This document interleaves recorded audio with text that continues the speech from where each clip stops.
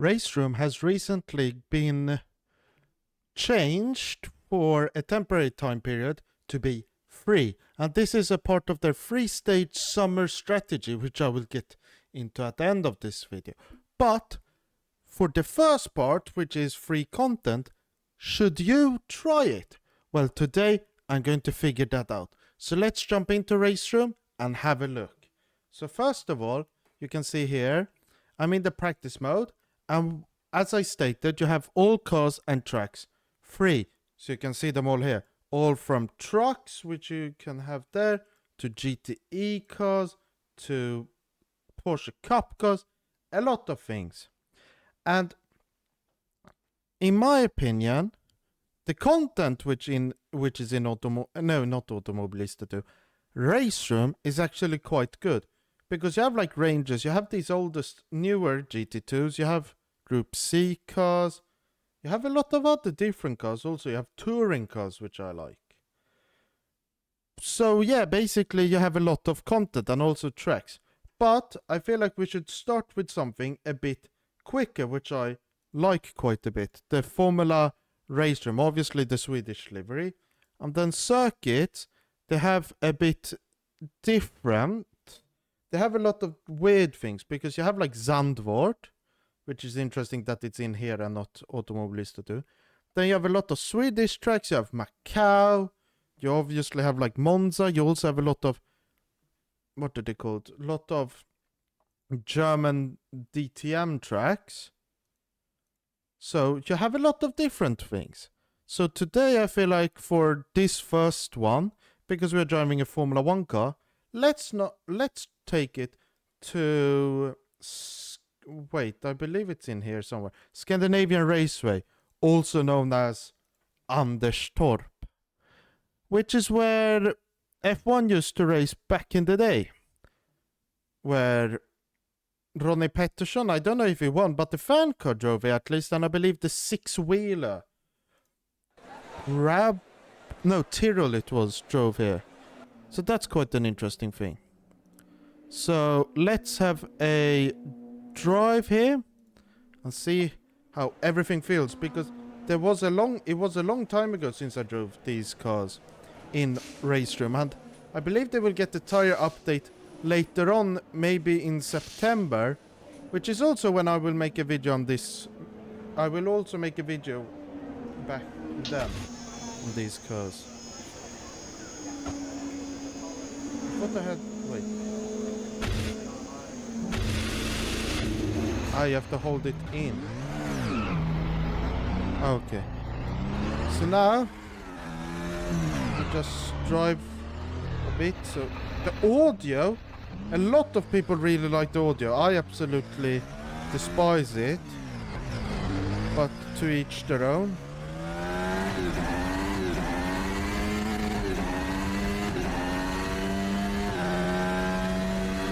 So I believe this it's like, used to be like a maybe an airfield or something, I'm not so sure. I believe it's useful as a drag strip now.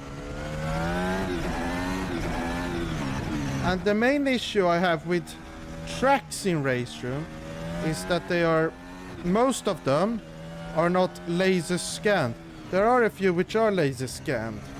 I believe Nürburgring is, but there are a few other ones. You have to read about them. I don't fully remember which ones. But that means that a lot of bumps aren't in this game. Which I can feel here. It is a bit bumpy.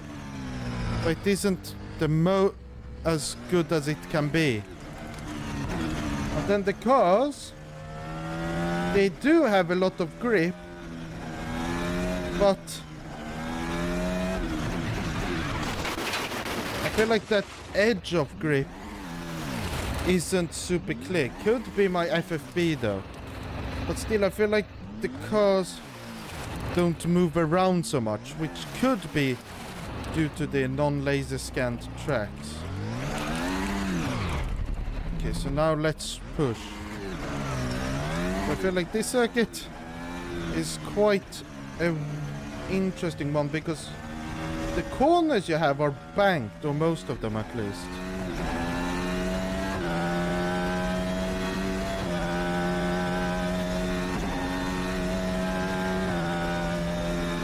Then the braking distances seem to be quite good. But yeah, like there's no like no feel, you can just chuck it in.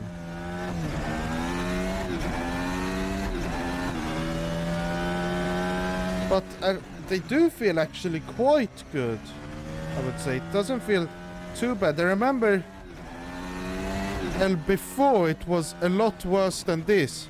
So they have improved quite a bit actually.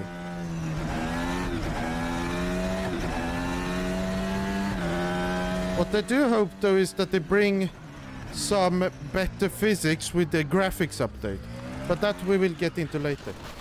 And that's another thing which I feel like that sometimes when you lose the car, it's not fully understandable because it feels like you could do it before and then now you can't. So that's a bit of an odd thing in my opinion. So maybe it's time for us to jump into a different car and have a drive around the different Swedish track, which I know a bit better. So this is something which I really like. Okay, so it seems like my screen turned off. But this is something which I really like in Raceroom. Now, so this is something I really like. And that is the setup screen, because you have the car here, looks quite cool. Then you have all of these different settings for the front and rear, which I feel like this is a bit better than Automobilista 2. You also have electronics here, ABS front and ABS rear, cut and slip, which you can change, and also the lateral, which I feel like is very cool. And then also this with the engine map you can change. So you have like how aggressive they are. So if you want the most aggressive one, you have that. Engine braking reduction, you have up to 20. So if you do that, and they have different things there. So I feel like this setup screen is actually a lot better than Automobilista 2's, because you get a lot of information, which I feel like is very useful. So now let's jump into the circuit and let's have a drive.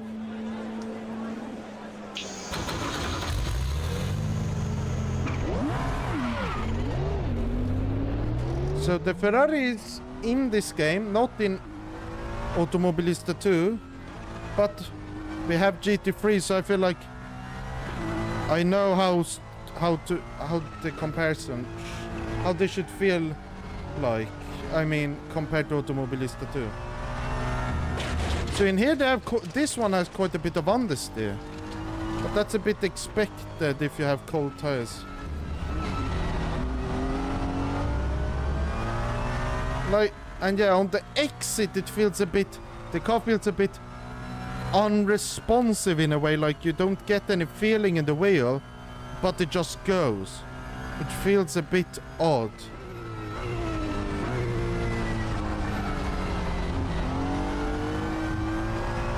But it doesn't feel, it still feels quite good. So if we just try, okay, so let's just try something which I tried in Le Mans Ultimate. Okay, so if we go, or well, let's do that on the straight. But so far I feel like you don't have so much feeling of the rear. But now let's go into a grid slot.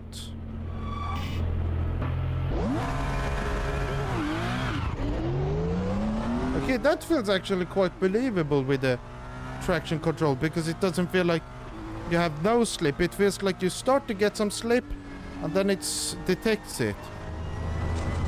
The force feedback could be a bit better for the rear behavior, but that could again, as I say again, be my settings.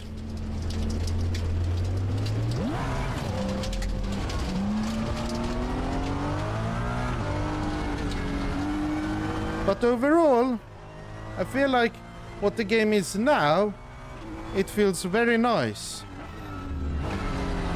And the GT3 cars don't feel too bad.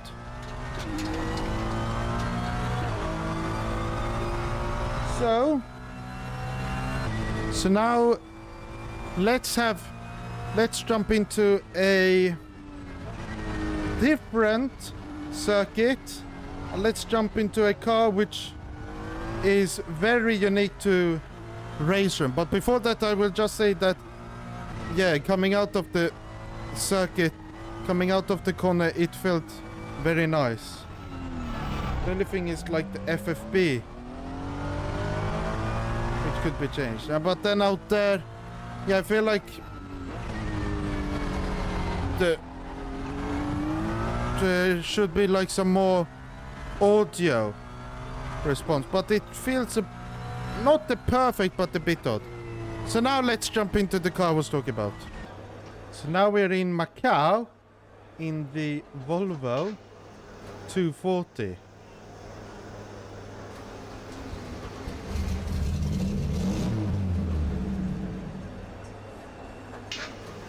Accidentally turned off the ignition. Okay, so now, and I've never really driven Macau, so this will be quite the experience. Oh, the turbo noise sounds very nice.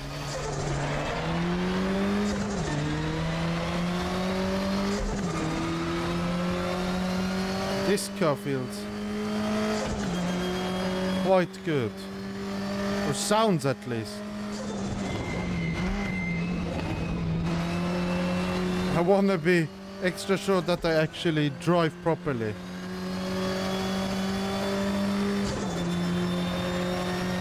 Okay, so now at 2.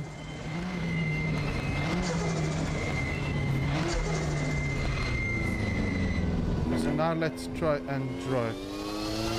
And also I don't fully know how to heel and toe, so that's why I am, instead of using the clutch, I'm using the throttle to shift down.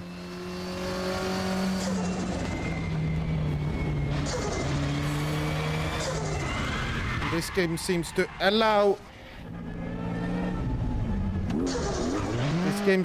allow shifting without clutch, and that I mean upwards.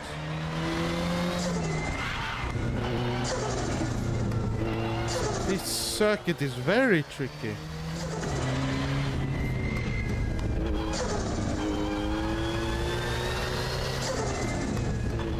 The noise of this car is amazing. That I really like.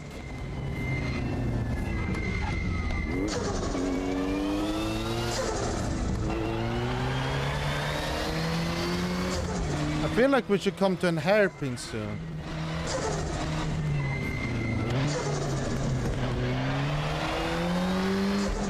Okay, so Macau seems to have good elevation changes.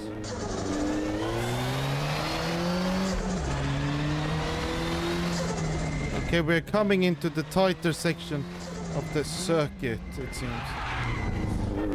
And yeah, that feeling for losing the... for locking the brakes, I mean, should be improved.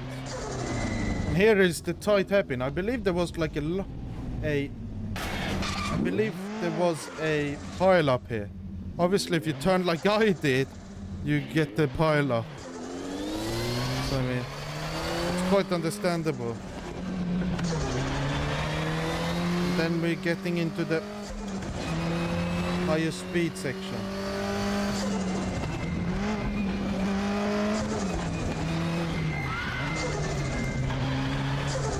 Just keep going. Full throttle.